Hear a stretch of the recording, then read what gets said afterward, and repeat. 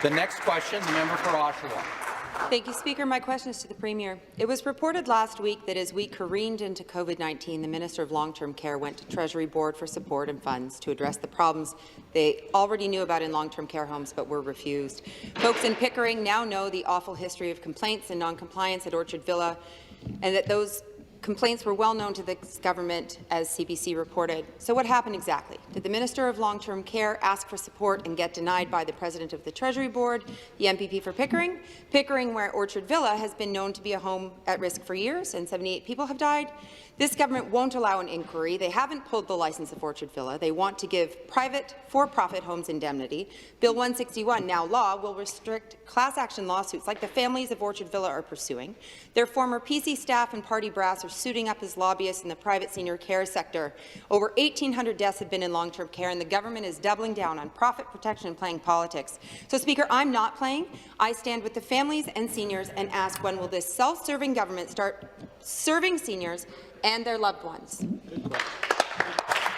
the response, Minister of Long-Term Care. Thank you, Speaker, and I appreciate that question. I want to make it really clear and correct some misinformation that was mentioned earlier.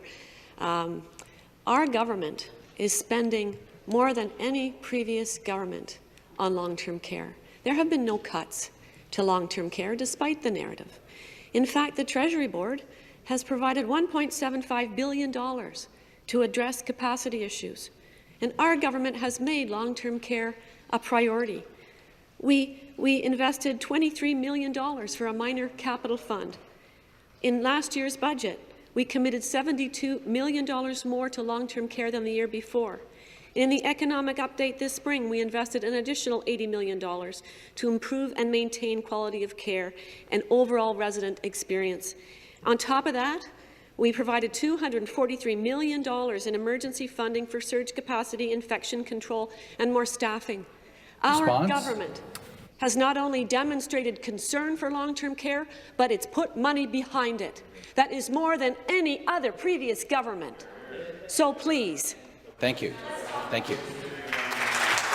That concludes our question period for this morning.